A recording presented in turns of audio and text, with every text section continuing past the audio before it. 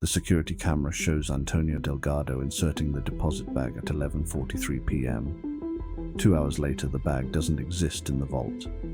Detective Raymond Castellano stood in the First Union Bank parking lot at 4:17 a.m., watching the footage for the seventh time. Antonio Delgado's weathered hands fed the blue deposit bag into the night deposit chute. The bag disappeared. Antonio returned to his Honda Civic, sat in the driver's seat, and didn't move again. Bank manager Gerald Reeves checked the vault log. The system logged the sensor at 11:43:17 p.m., but the bag isn't here. We've checked 3 times. Should be, Castellano asked. It's not in the vault.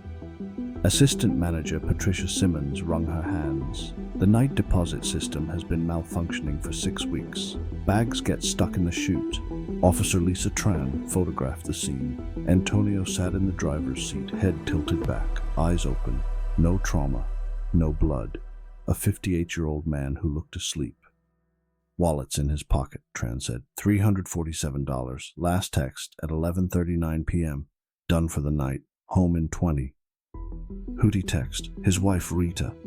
Security guard Deshaun Jackson found him at 1:23 a.m.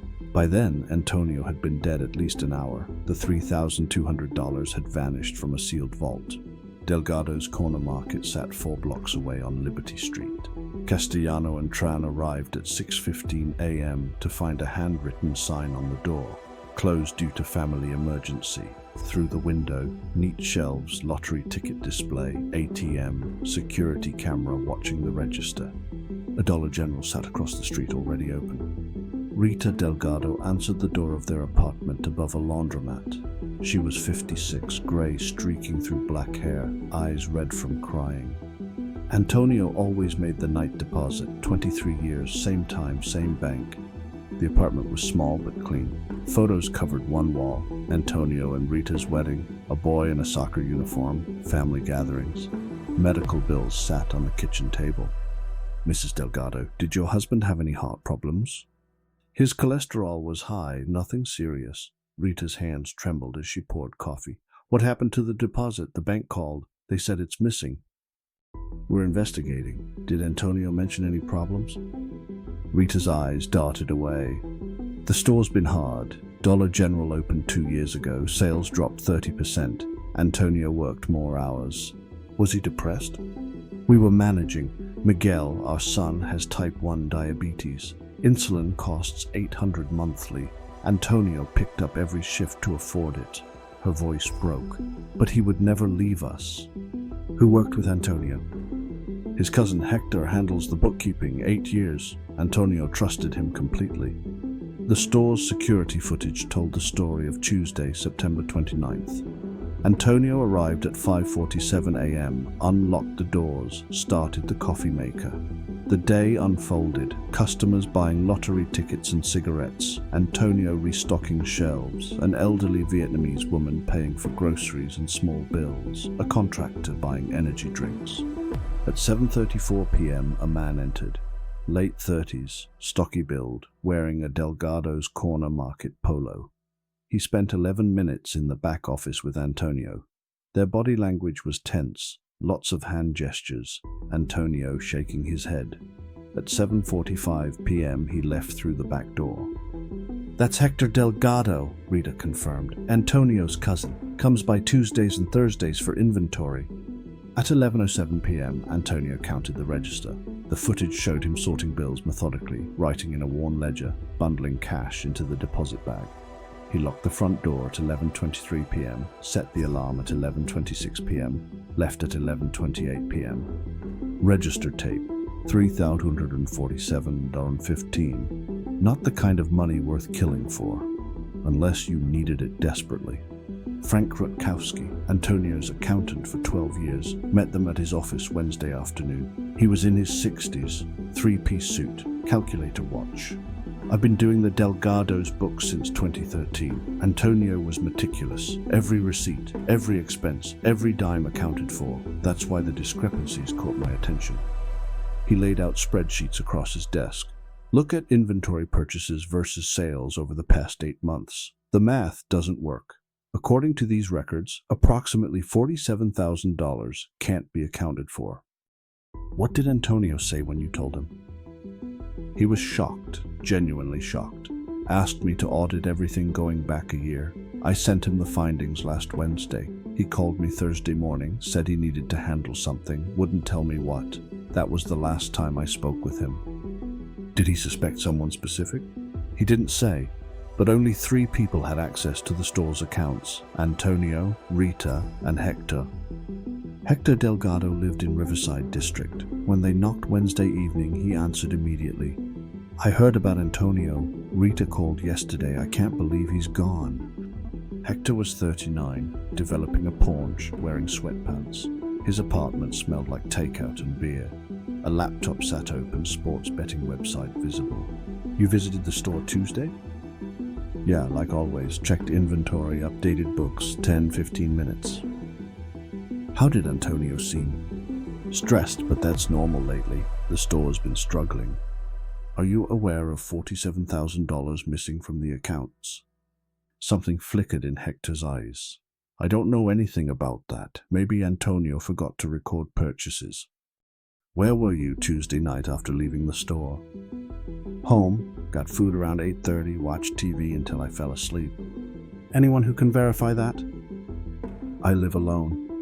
They left at 9:15 p.m. in the car, Tran said. He's lying about something. The medical examiner's report arrived Thursday. Antonio Delgado died of blunt force trauma to the back of the head, subdural hematoma. The blow wasn't immediately fatal. Antonio remained conscious for several minutes before brain bleeding caused death. Time of death, between 11:30 p.m. and 12:30 a.m. Tuesday night. Someone hit him in the parking lot, Tran said, then waited for him to die. Or hit him in the car, no defensive wounds, someone he knew.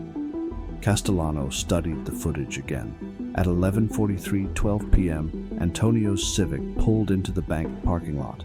At 11:43:35 p.m., he inserted the deposit bag. At 11:43:41 p.m., he returned to the Civic. For 94 minutes, the car didn't move. No one approached.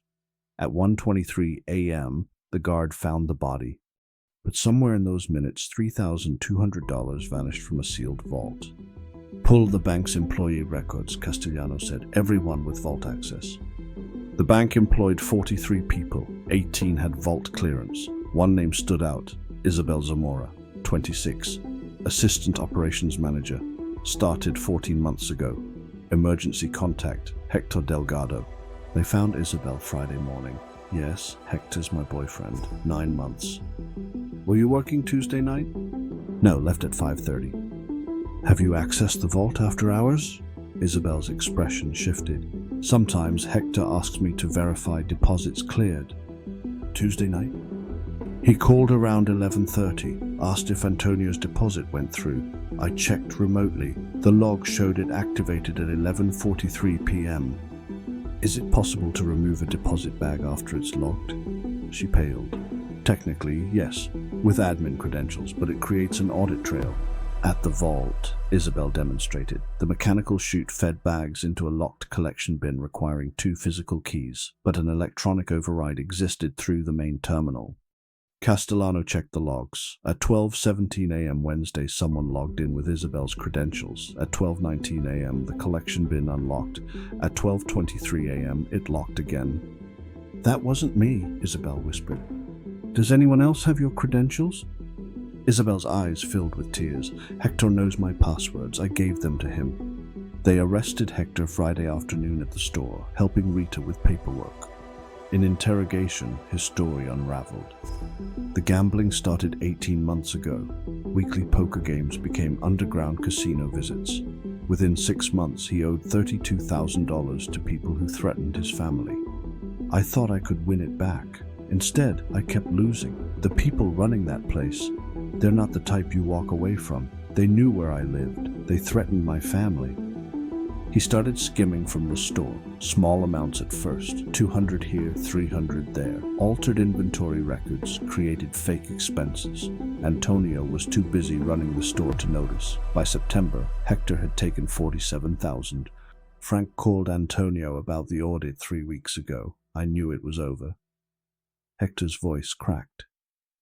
Tuesday night, I went to the store to confess, beg him to give me time to fix it. What happened? Antonio was furious, more angry than I've ever seen him, said I'd betrayed the family, said he was calling police. I begged him not to, told him about the casino, the threats. He didn't care, said I'd made my choices and had to face them. So you followed him to the bank. I didn't plan it. I was desperate. I texted Isabel to check if the deposit cleared. Then I drove to the bank. I saw Antonio's car. I parked 2 blocks away and walked over. The parking lot was dark. There's a blind spot where the camera doesn't reach. Isabel mentioned it once. You approached his car. He was just sitting there. I knocked on the window. He looked at me with pure hatred. I opened the door, started pleading. He said he was done listening, told me to leave or he'd call police. That's when you hit him. Hector put his face in his hands. There was a tire iron on his back seat for security. I grabbed it. I didn't mean to. I wanted to scare him, but I swung and hit the back of his head. He made this sound, then slumped forward. You didn't call for help. I panicked, checked his pulse. He was breathing. I thought maybe he'd be okay. I sat there for minutes. Then he stopped breathing. Then you stole the deposit. The bag was stuck in the chute. I could see it. I called Isabel, used her credentials to unlock the bin. The bag fell out. I took it. Where's the money? I paid the casino, all of it. I thought if I cleared the debt, maybe I could figure out what to do, but then police showed up. Castellano leaned back. Antonio was alive when you hit him. He might have survived if you'd called 911. Instead, you left him to die while you stole $3,000. I know, Hector whispered. I know what I did. Police raided the underground casino Saturday. 11 arrests. The casino charged 40% weekly interest on unpaid losses. The security consultations Antonio paid weren't gang protection. They were off-duty officers he'd hired after a robbery 2 years earlier.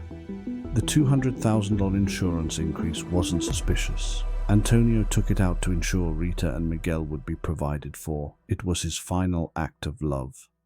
Isabel cooperated with investigators. She hadn't known about the gambling or theft. Charges were dropped.